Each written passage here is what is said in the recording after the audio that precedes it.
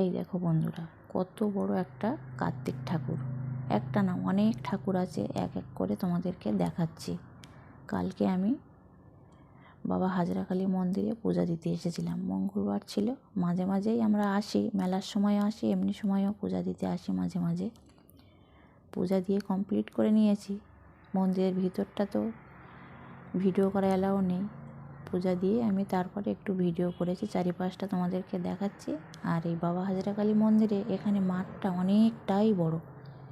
আর এবছর যতগুলো বিয়ে হয়েছে, যাদের যাদের বাড়ি সব কার্তিক ঠাকুর ফেলেছে, তারা পূজা করার পরে সব এখানে রেখে গেছে।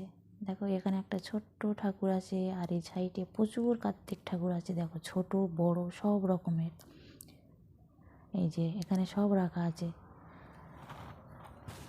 আর আমাদের বাড়ি থেকে প্রায় 40 মিনিট মতন যেতে হয়। আমরা এখানে আসি মাঝে মাঝে পূজা দিতে, এবং আষাঢ় মাসে মেলা হয় রথের সময় 1 সপ্তাহ ধরে। তারপরে পৌষ মাসে মেলা হয়, বনবিবির পূজা মেলা হয় আর কি। এখানে সমস্ত দেবদেবীর মন্দির আছে, এক জায়গায় আসলে আর কি সব দেবদেবীর দেখা পাবে।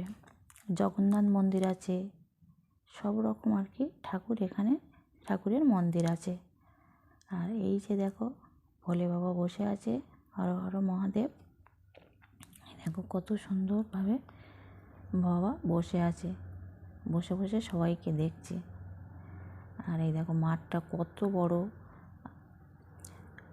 চৈত্র মাসে মেলা হয় এরকম 1 সপ্তাহ ধরে। আর এই সাইডে দেখো প্রচুর দোকানপাট বসেছে, এগুলো সব ফুলের দোকান। ফুল ফল এখান থেকে নিয়েই আমরা পূজা দিয়েছি মন্দিরে।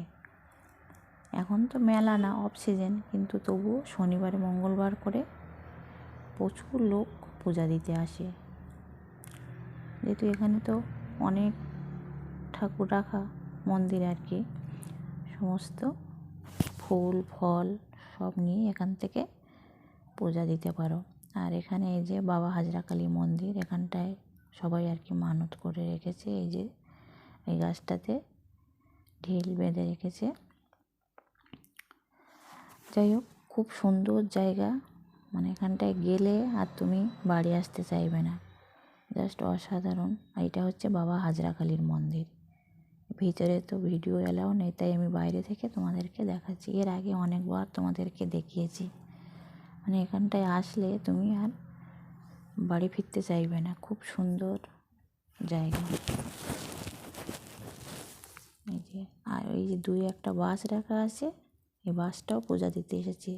মানে যারা আর কি নতুন গাড়ি কিনবে, তারাও এখানে এসে পূজা দিয়ে যায়।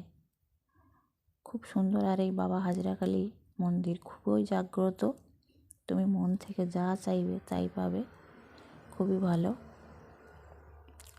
আমরা তো প্রায় আসি। যাই হোক, ভালো লাগলে একটা লাইক করো।